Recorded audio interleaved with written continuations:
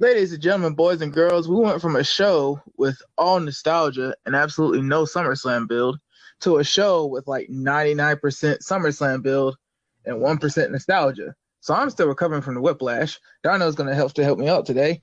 Welcome to the Playmakers Blog Podcast Wrestling Edition. You know, me, Dallas. It's him, Darnell.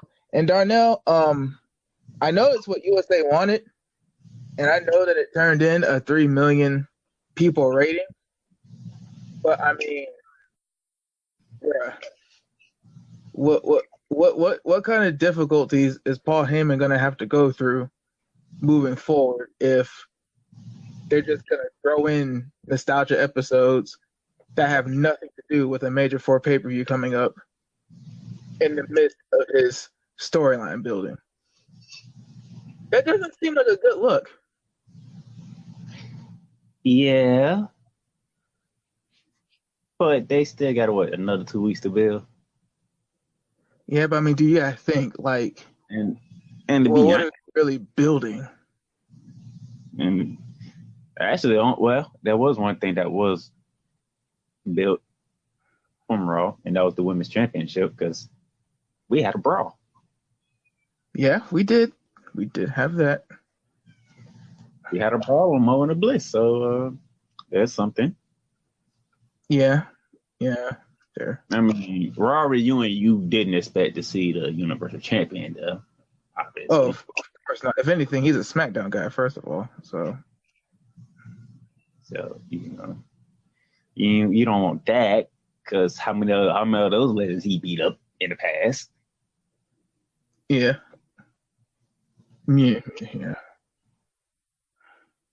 For USA, I believe, for WWE. Do you think? Well, I mean, so we have Raw 25, SmackDown 1000. Those are the most recent. Correct me if I'm wrong. Those are the two like most recent nostalgia ones, right? Yeah.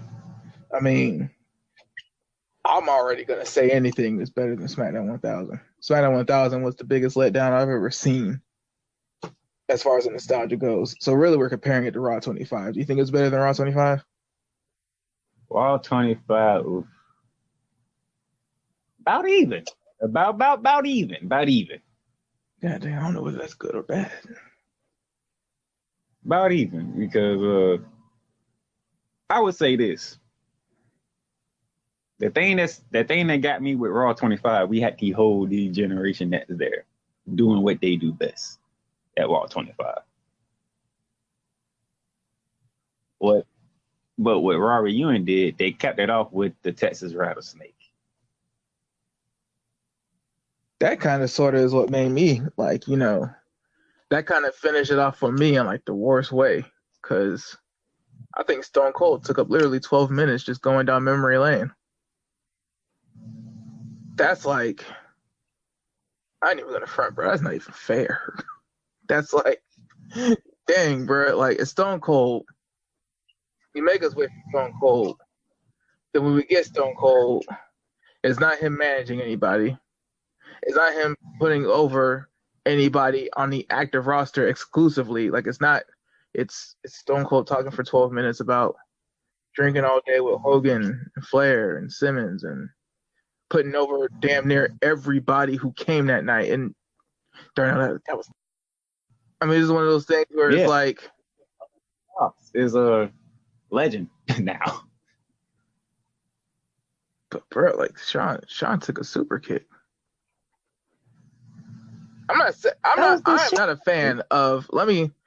am not a fan of the whole, it was like, that could have been a WWE.com exclusive segment. That was just, it was lame. Like, okay, we're stopping the SummerSlam build because that's unprecedented. We're in an era where like Vincent McMahon is caving in to USA Network executives. Like the same USA Network executives that said, okay, go to Spike. Like, it isn't even Fox that just paid you $2 billion. This is USA Network, a subsidiary to NBC. and you stopped a build to a major 4 pay-per-view to compile every single like legend you could. And then the problem is Stone Cold, and it's like but at the same time, you know what? I can't really be that frustrated because, you know, Seth had to replace Ricochet because apparently Ricochet had like an elbow infection or something, and Ricochet was supposed to be the one in the DX segment. Roman's almost to John Cena status at this point because you just don't know what's going to happen with him. So, to be fair, he opened up the show. Yeah, he did, and it's an example of what Stone Cold did, except he did it with the Usos, who probably would not be doing what they're doing right now if it wasn't for the Doctors of Thugonomics character actually working. Like, I think the last rapper characters that were used on WWE TV were like Men on a Mission or like Rikishi's old gimmick, like when he was just Fatu. Like, they were super corny with like super like nursery rhyme raps. And that's not that John Cena's raps always hit, but it was different. And for whatever reason, it worked. And it's kind of like it's homage. You have NWO DX and the Club in the same segment. They're all cousins. You have the Usos and John Cena in the same gimmick. John Cena is like their uncle second removed. It all makes sense. And you know what Stone Cold is just Shoot, even Rey Mysterio doing a frog splash. You did have RVD, Hurricane, and who was the other? Who? Sasha and Kurt Angle. So Kurt Angle was the other one in that segment? Yep. It's like, dude, like that's SmackDown. That is like ruthless aggression era, the core of the SmackDown roster. Ray, RVD, Hurricane as Gregory Helms, and Kurt Angle. Like it all makes sense. And Stone Cold just coming out like that to just promote that and do that, that's the kind of thing that kind of like bowed it up for me. Some stuff you just kind of take, like Rey Mysterio winning with a 5-star frog splash, you take that awkwardness of Seth Rollins doing the if you're not down with that thing, that you take that because it's a reunion show, it's nostalgia. But do that right there. And another thing, it kind of, you know, makes this thing hard because it's like, okay, it should be easy to talk about a nostalgia show. But at the same time, it's like, besides the 24/7 title, what did they do at this nostalgia show that they haven't done any other nostalgia show? Ladies and gentlemen, I am proud to announce that the first one to win the 24/7 title hails from right here in Jacksonville. You don't get no better. You don't get no better than Jacksonville, Florida, the rich, sandy beaches. The infrastructure. You know, even though we had a JA problem right now. But Kelly, a.k.a. Barbie Blank, stole Carmella's impending thunder and beat the legend, the shooter, Oklahoma State's own Gerald Briscoe with a completely legal nut shot. It was above the belt. Then I think we also had our second and third and fourth. Like, did we get up to 3 or 4? Because it was Candice Michelle, Alundra Blaze. And no, that was it. Alundra Blaze was the last woman. So 3. We went. That was what was the most ironic thing to me when I saw the Twitter hashtag the next day. I saw a bunch of people who were mad and who were saying that, you know, why didn't we have a bunch of women's matches? And I'm like, wait a minute. Hashtag give the women a chance was trending. I'm like, dude, we had the first 3 24/7 champions for the division. And then I'm like you said, but I'm still trying to wrap my brain. I could have swore Becky Lynch and Natalya were the only like actual championship feud to get furthered and built on this show. Like no other feud got built on the show but the women's feud. Mm-hmm. You're kind of sort of stealing the thunder of Kelly and Natalya and Becky Lynch when you say nothing happened because you're just running over the fact of like, dude, we had Melina count a pin. Melina had on a referee shirt.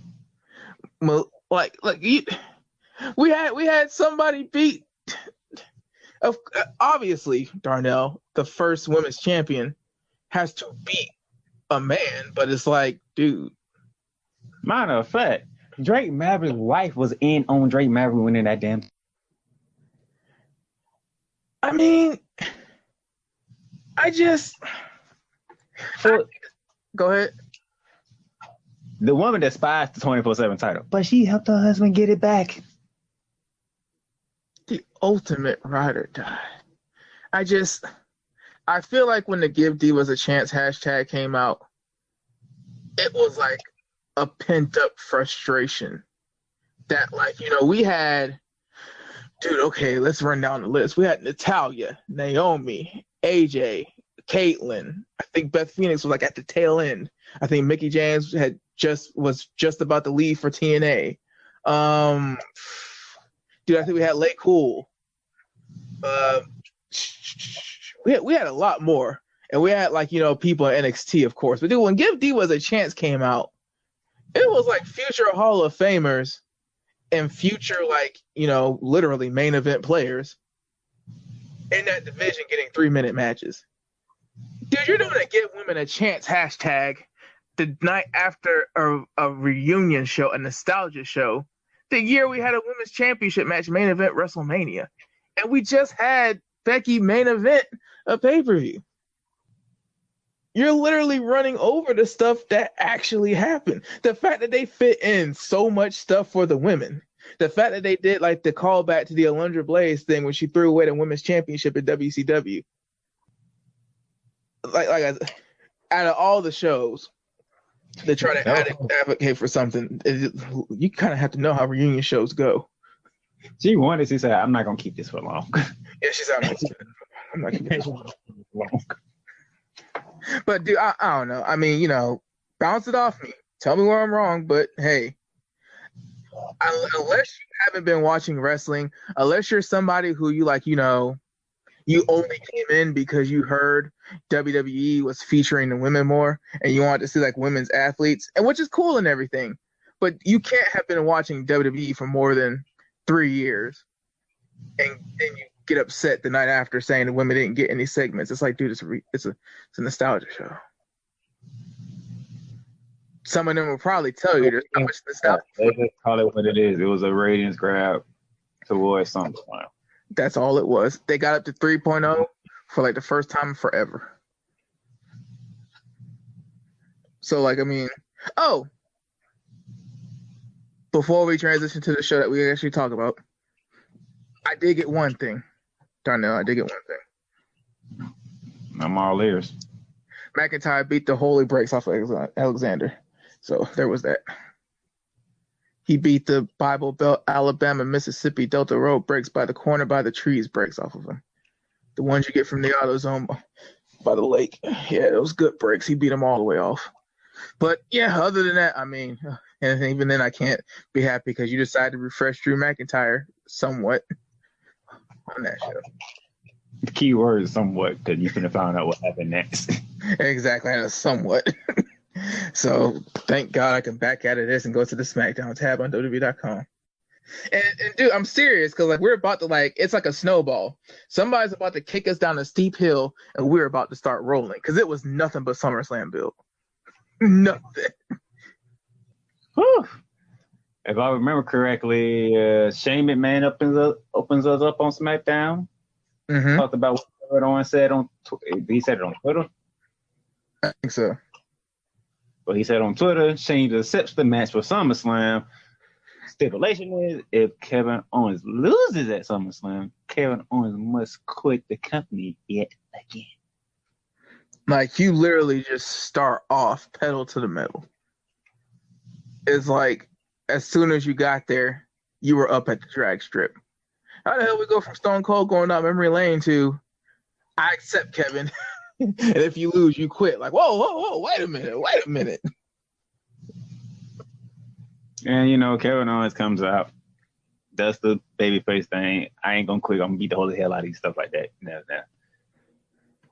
Yeah, And he gets to the point where, you know what? Why wait? I'll just do it now.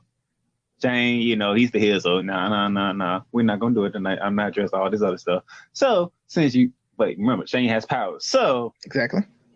Since you want to fight and you're ready to fight, you'll get your fight tonight. Not with me, but with Roman Reigns.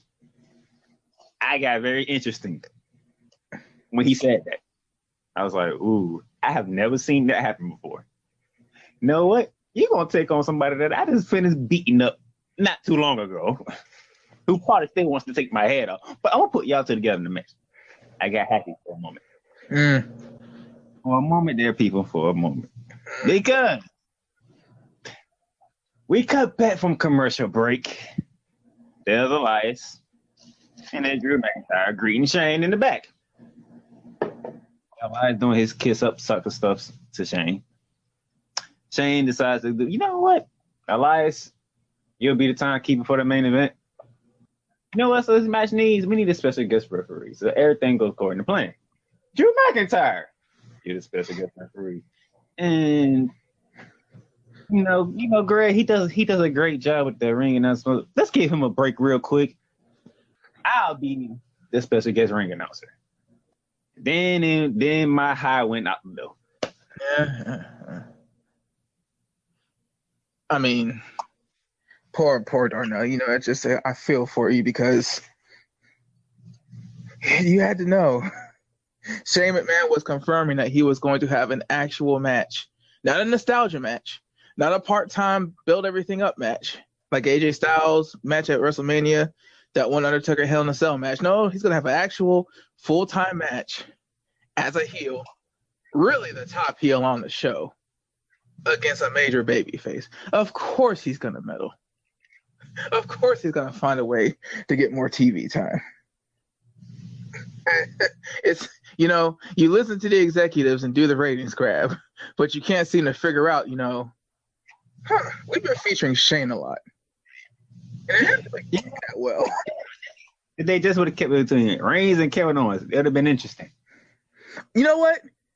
I dare say you can put Drew as a special guest referee, but when you start using Elias as the timekeeper, when you start using Shane as the ring, it's just like, okay, you know what? You had a good idea.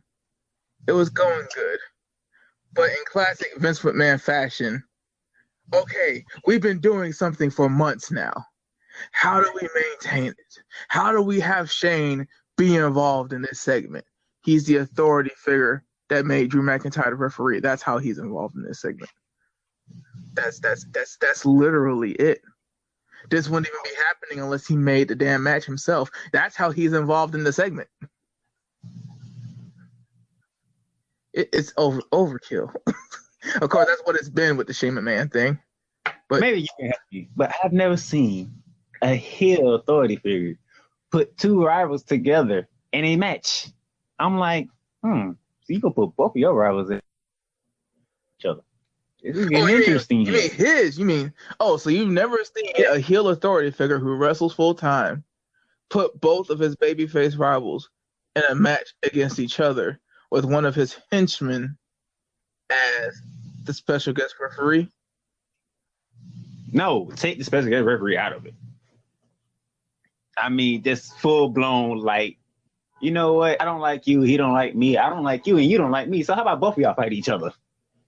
Both y'all can beat the hell out of each other, and I just wait till my time. You know what? While I think you're correct, I reserve confirmation because Kurt Angle and Eric Bischoff were general managers. You gotta remember, Eric Bischoff had 3-minute warning on standby, like on Star, except it actually worked. So, but I think you're right though, because it's just the convoluted path that we took to get to Tuesday's main event. You may be correct. Like, either way, one of my rivals gonna get hurt. That only helps me. Brilliant. Except since we've already, talked about it up until the finish, except everybody has to be involved. And neither Roman Reigns or Kevin Owens actually hit each other. Yeah, dude, they didn't even actually get a chance to have the match. Drew McIntyre kept breaking up tie-ups, and they just said, "Why are we wrestling each other?" Dude. And that's what the somewhat was for. Darnell. Drew, I keep saying it because I kept saying it. If Drew McIntyre didn't win the Royal Rumble, he is going to be floating around aimlessly. Seth Rollins could have lost the Royal Rumble. Hell, he probably would have snuck it in a triple threat his damn self. Seth Rollins could have lost the Royal Rumble and still been relevant. He probably would have been Universal Champion right now. But no. The guy who doesn't need it, the guy who is a member of the show, the guy who's already a multi-time world champion, we're going to have him win the Royal Rumble to make... Don't even go that far back. Don't even go that far back. Go to Money in the Bank. Well, I was trying to, let you have that because, but, Diesel never lost as much. Go back to, this is go to Money in the Bank. Drew McIntyre was the favorite to win that. But who comes up out of nowhere? Who wouldn't even have thought of this match? Takes the briefcase. Again. Who has the championship now, by the way? I can't see here, and here's the difference between Samoa Joe and Drew McIntyre. Samoa Joe is on his own, and he's getting these matches on his own. Is he losing all these matches? Yes. But he's not Baron Corbin in that he's boring and nobody wants to see him. And he's also not Drew McIntyre being stuck in this thing with Shane where he is under Shane and always losing. Samoa Joe is just the credible big guy that always... He's not Andre the Giant, obviously, but he's kind of sort of being booked like Andre in the fact of, like, if you put a belt on Samoa Joe, Darnell, how does like let's really think about it. Like, when he lost to Rey Mysterio, his shoulder was up and there was controversy. When he lost to Ricochet, it was his ultimate shock underdog victory. And you think to yourself, like, Ricochet was North American champion. Ricochet had 3 tag matches in 1 week. Like, Ricochet's not a scrub. It shouldn't be that shocking that he beat Samoa Joe, but no, it kind of is. This is the Samoa Joe that had a one-on-one title match with Brock Lesnar. And it was actually really good for how quick it was. This is the Samoa Joe who had a main event match with Roman Reigns to close out a pay-per-view with no title on the line. This is a Samoa Joe that, he's done a lot. He's been featured a lot. I kind of sort of get why Samoa Joe can lose because he's so savage and he's like one of the few super heavyweights that we got right now. You kind of sort of don't want to have a Kofi or Seth situation where he has a belt and people get bored with him. Drew, on the other hand, he needs a win. That's the problem. They have put a belt on Joe twice. They have done something to, like, somewhat legitimize why he's around so much. What is Drew doing at this point? Well, at least he's gonna be at ringside for SummerSlam. At least he will be there. And that's the ultimate face palm. Because it's WWE. It's Vince McMahon. So one of two things are gonna happen. Either the storyline is gonna disappear out of nowhere, and Drew McIntyre is basically gonna be doing what he was doing before 3MB, which is nothing. Or big face on Shane. Or even worse, do that confusing thing where he broke up with Dolph Ziggler, but neither one of them turned face. They just broke up. I like that third option. I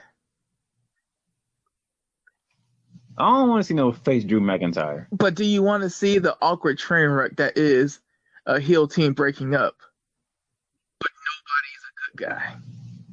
And you're wondering what the hell just happened? What was this all for? See a face Drew McIntyre. I agree with that. I do. At the same time, though, it's like I'd almost rather you just rip up the script Then have Drew McIntyre leave Shane's side and not turn face, because now you have a heel McIntyre with like no leverage. You have a heel McIntyre who broke up with Shane McMahon, and Shane McMahon's the authority figure on TV. What kind of matches is he gonna get now? He done pissed off Shane.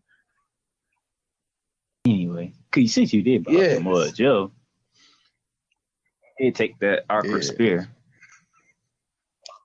I don't even know how Roman knew how to spear him in that moment. Then he gets. Then he's the one that had to eat a RKO the next night. Eat a RKO.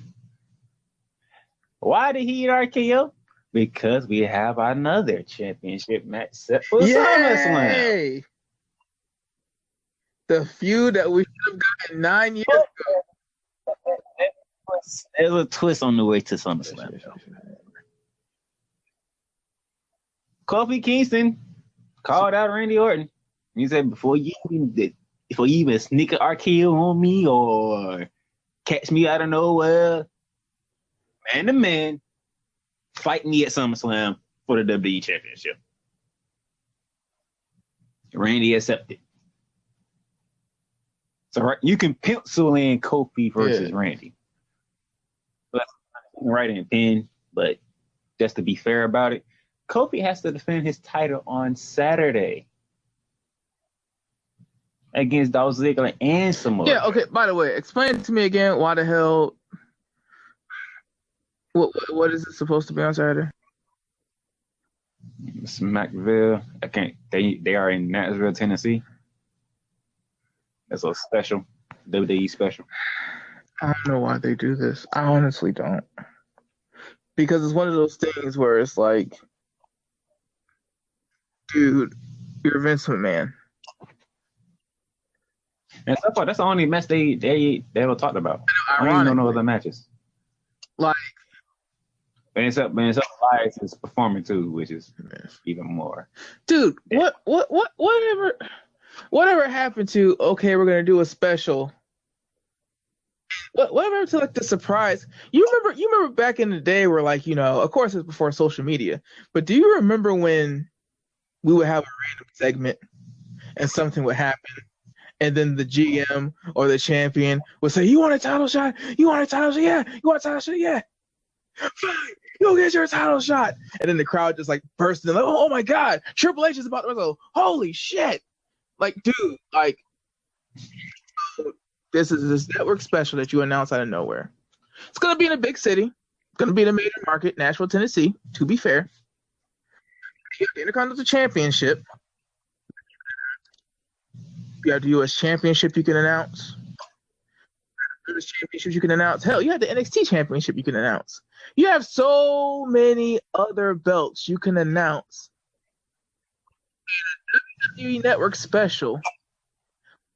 Dude, only 1.6 million people even have the network. So no matter what happens, less people are going to watch this special than they would on cable TV if everybody who had the network even watched it. And you're going to go straight to, oh, we're going to have a WWE Championship match. Except the same week that we're going to have this WWE Championship match, I'm going to announce on TV that Kofi's going to face Randy at SummerSlam. Because, yeah, I'm really going to jeopardize that match at a house show in Nashville. Like, dude, why am I supposed to care about this damn show when you just told me it could be Randy Kofi at SummerSlam? What? So what am I supposed to care about? The show on Saturday or SummerSlam? Yeah, well, you know, it's par for the course. By the way, nothing would happen to Randy Orton if he does take that title from Kofi Kingston. Yes. Randy Orton. People are not going to turn on Randy Orton. And also, wouldn't that be 14? That would be 14. The crazy thing about Randy is his in-ring style. He doesn't have to retire anytime soon. Even though he's been getting nicked up, he really doesn't do a lot of crazy stuff. For those who are new to WWE, Randy Orton's in that category of The Undertaker, Triple H, Shawn Michaels. They can do whatever. And the crowd's still gonna love him regardless. And the difference with Randy is like, to Randy's credit, Randy still goes out there and laces him up and does the damn thing. Triple H, you can see he lost a little bit of a step. Shawn Michaels, you could tell he lost a whole damn foot of a step. But Randy's still Randy. I personally would not mind. I wouldn't. Because right now it's kind of like, when you did something bad when you was a kid and you was waiting for your mama to come home and give you a whooping, and it's just like that last hour where she's supposed to be getting home from work. It seems like she's taking that much longer to get home.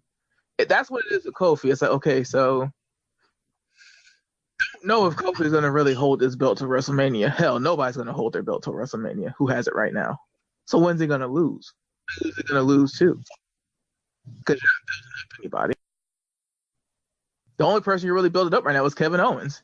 And I really don't think Kevin Owens would be cheered much longer if he's the one to beat Kofi with a stunner. I don't think it's going to work too well, Darnell. Speaking of stunners. How many stunners did he give out? I don't know, but Ember Moon has a hell of a stunner herself. She gave out 2. Oh. And we have a jealous queen. She said her opponent at SummerSlam is going to be better than Ember Moon. But every damn body she could have picked from was on Raw the night before. You can't. Well, I mean, I saw somebody post a GIF on Twitter, or GIF. I think it's GIF. It's a G. Somebody posted a GIF on Twitter of Shayna Baszler doing her entrance. But I don't know. I mean, it'd be nice. Of course. She still got the NXT Women's title. Yeah. And see, here's the weird thing with Charlotte right now. Charlotte's at 9 championships. Or is it 10? Okay, she's at 9 championships right now. She is young. The women's division, they're not really, it's deep, but they don't act like it's as deep as it is. Right now, she's a top player. She's a top dog. She's in WWE. She'll probably sign her contract if she hasn't already. She's going to be a lifer. She's at 9. She only has 7 more. However, you can't just keep giving her titles like they were. I hope that it's a call-up. Or I hope that it's somebody like a Shayna Baszler where it's like, it would be nice, people would be happy, and Charlotte can lose. Charlotte can lose to a surprise opponent. It doesn't hurt Charlotte at all. Charlotte was like super prideful. Charlotte was jealous that she didn't have a title match, and she went out and chose somebody who's better than Ember Moon. If you're going to choose somebody that's better than the number 1 contender, you're probably setting yourself up for failure. So, I like, hey, Ember Moon got the stunner, eclipse both Charlotte and Bayley, and Charlotte's still going to be on SummerSlam. Which is because you did not expect Ember Moon to do what she did. Yeah. And I loved it. I said, yes, you sending a message. That's what she's supposed to do. That's what you have to do when it's 2 baby faces like that fighting. Like, there has to be some kind of competition. There has to be some sort of, like, I like you, but... I mean, that's kind of what they're doing with Natalya and Becky. It's like Natalya tried Natalya as a heel and style charisma. So right now they're just putting like a lot of edge on it. In this one, they're putting a lot of competition on it. Both are good. Both are good to get it done and get it done correctly. And I don't want to talk about Shinsuke's match, but he beat Apollo. I don't think it's going to go anywhere. However, that was a good match, though. That was a very good match, especially with New Day on commentary. Because Apollo Crews is always turning out good matches. Do you remember the time when he was facing Braun Strowman and he did this the standing shooting star, but in midair, Strowman kicked him across the ring? Like, somebody may say, like, okay, Dallas, how is that an example of him giving a good match? Dude, Apollo is always out there making people look like the shit. Apollo is basically, he's falling into the Dolph Ziggler problem, Darnell. He's too good. He is too good as a pro wrestler, and all they tell him to do is go out there and smile. His character is to go out there and be the smiling baby face with muscles like it's the 80s. He's Johnson or some shit. So he goes out there and he has no character, but every time you watch an Apollo Crews match, you're like, that did happen. Or, damn, he too big to be doing no standing shooting star press. Or, damn, did he just do a military press slam to Drew McIntyre? Like, every time Apollo Crews is out there, he makes you say damn about something. And it's just like, damn, you like Dolph. Don't say that name. I mean, hey, we have to accept, it is what it is at this point, Darnell. Like, he's about to be like 40. He's got a couple years to 40. What you see is what you get. If we see it, maybe they'll realize, ooh, we don't need another Dolph. With this one. Dolph equals second-rate Shawn Michaels wannabe. I mean, let's break that down. Let's see. We got multiple Intercontinental Championships, multiple United States Championships, a Tag Team Championship way back when, 2 World Heavyweight Championships, a Money in the Bank victory. I mean, damn. What could have been? Dude, if Jack Swagger didn't hurt him, Del Rio had to take the belt off because he had a serious concussion. If Dolph Ziggler actually had a chance that second time, who knows? That's going to be one of those what ifs. Because, man, when he cashed in on Alberto Del Rio, the roof went off. The roof went off when his music hit. The roof went off when he got the pin. Like, he was there. And he had a Heavy and Big E. Okay, so yeah, because I don't know what's going on today. So Finn Balor is going to face The Fiend. I'm going to just get it out there so we can talk about it because I don't know what's going to happen. Finn Balor, is it going to be Finn Balor facing the Bean, or are we just setting it up? And that's why, it's Whiplash, but I'm so happy they just got it out the way.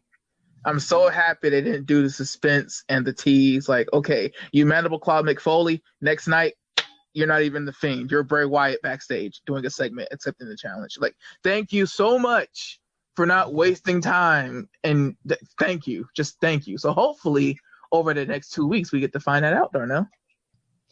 I'm interested. How is it going to go? It is a SummerSlam, and I'm trying to remember because my question is this, because you text me something. If Bray Wyatt is supposed to be facing Finn Balor, who is the Undertaker even on the card for SummerSlam?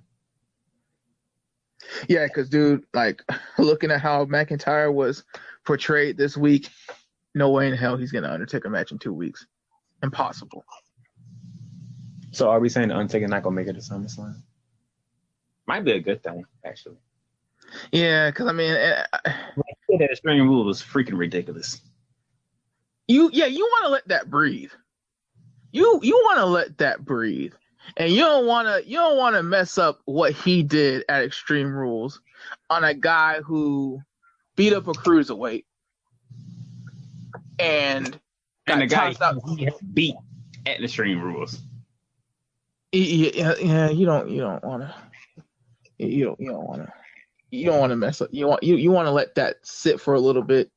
You want to let it mean something when Undertaker comes back. So, chill on that. Because, dude, and also you can't run over the Fiend's re-debut. You have Undertaker at the same pay-per-view as the Fiend and possibly the Demon. You're gonna run over those two. So yeah, it's probably a good thing. You just had a damn Raw reunion. Like, enough. Even at the Raw reunion. But no, that's my point. Like, dude, enough, man. Let the new kids on the block have a show to themselves. Jesus. And going right back to what Dr. Ziggler was trying to say. Oh God. Until Shawn Michaels put the truth in front of his face, and then give it up for the Miz, man. Miz told it what it was and how it is and what it need to be. What a journalist. He told off straight up. What did he say again? Kind of knew it was going to happen to Shawn Michaels and not the Miz because it had that look like if you punch me, you getting your ass whooped. So why not hit the legend who is not going to strike me back? It's weird how Shawn Michaels went from the sexy boy to the grizzled old vet. 2 claps in a hoop for Shawn Michaels, man. The reinvention. It's just it's so weird seeing him so grizzled, so old, so beaten down and hit by life. You can see the lessons in his eyes. It's just weird. Hey, yeah, life happens, man. It happens. And it damn sure happens to Shawn. All the drugs he did back in the day. Jesus. I'm surprised it didn't happen sooner. But Sean is a turn over a new leaf, man. Yeah, you know, that conversion to Christianity back in the early 2000s is probably what saved him because, whew, that brother was. He was using a lot of substances. Shout out to Sean doing 2 shows back to back. Shout out to good brother Sean taking the Brock contract. 2 shows and a big paycheck. And taking his own finishing move. Putting the young kid over. 36. Putting the young buck over. Which, again, I won't harp on it again. But if you don't mind me taking over real quick. Go ahead, please. NXT. Did you catch NXT? Because I call it NXT. Ooh. Oh, matter of fact, Damian Priest beat Keith Lee in the main event.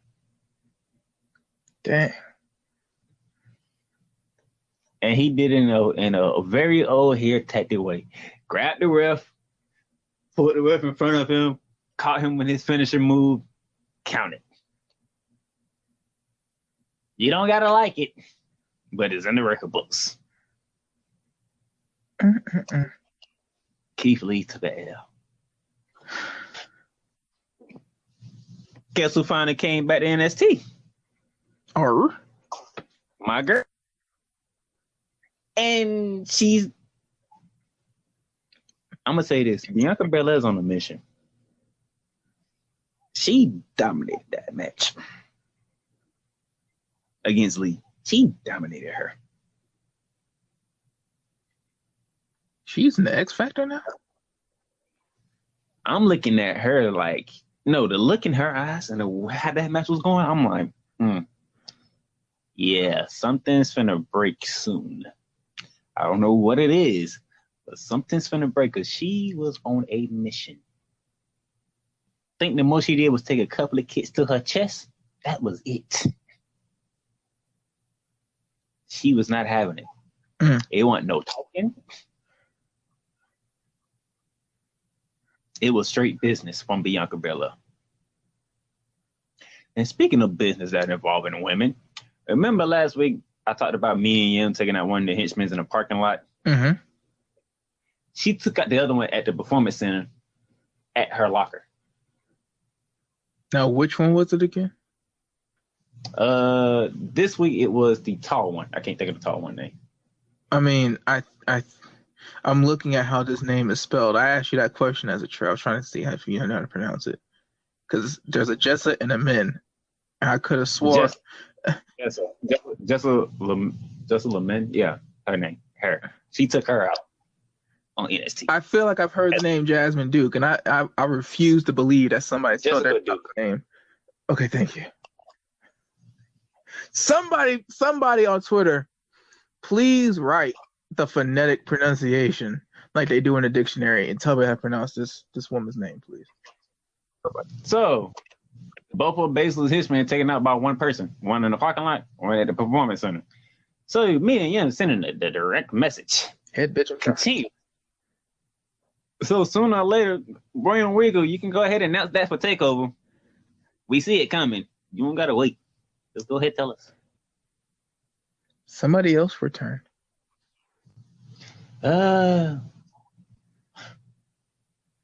Somebody else returned? I gotta think on that. Hold on. But we do get our two stipulations for the two out of three falls match. 3 stages of hell, but yes, go ahead. Johnny Gargano picked a street fight. And what did Adam Cole choose? Adam Cole chose a wrestling match. Classic wrestling match. It makes you wonder. It's gonna go to a third fall, and what does I don't want Will Rigger to say the third fall until the week of TakeOver. I want them two to look stupid for those days until it's time to go at it. Don't even say the third fall until the week of TakeOver real. Don't even, let's save it. Let's save it. Make us wait. Because knowing Will Rigger, it's going to be something that's like, oh, hell. If we make it to a third fall, we got to go through this. Yes. And you only got like a couple of days to prepare for that? Oh, I would love it. I would love it.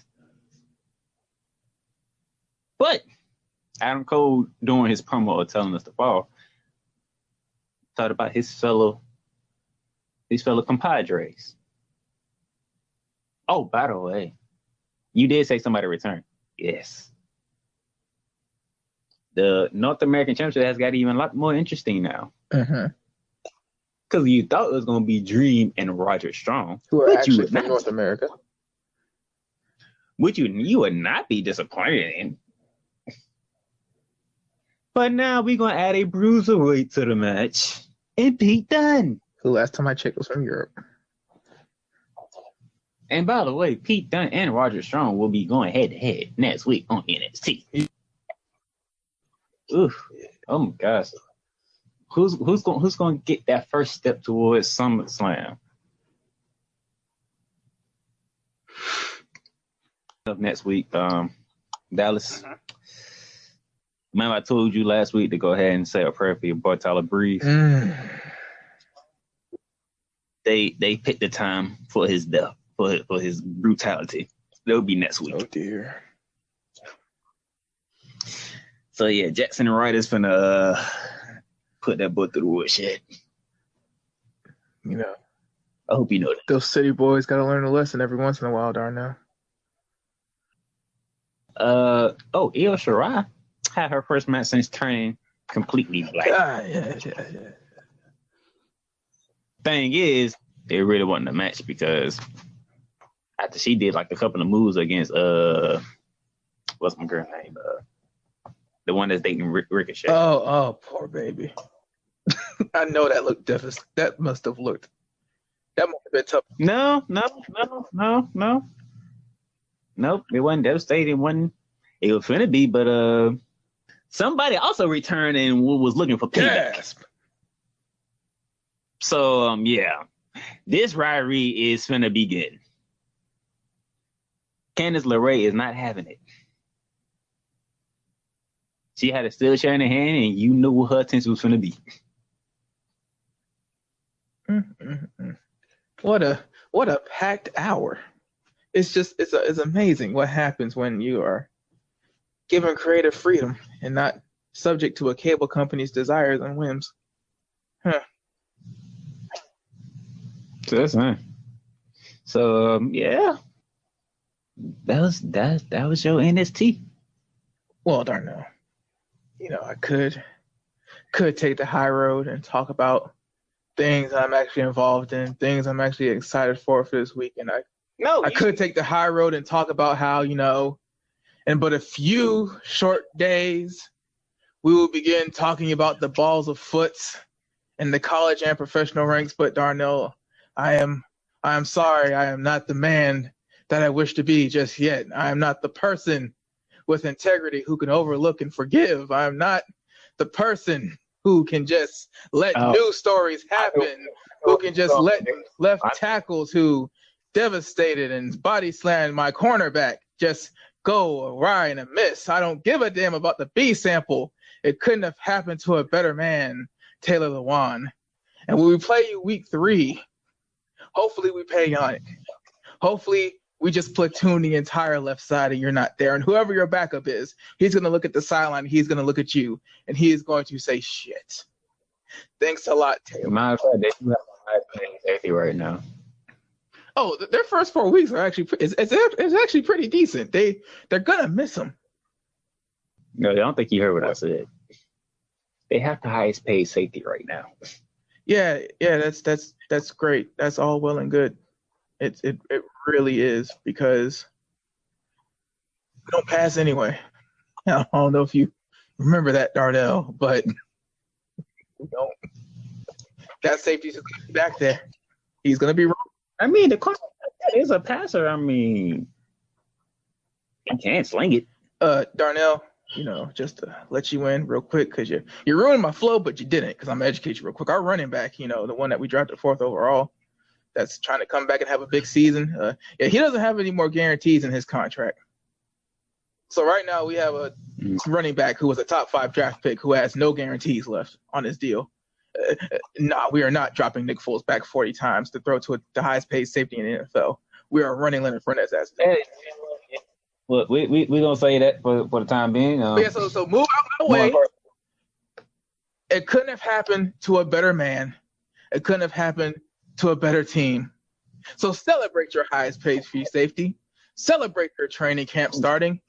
But it will always and forever be, fuck you.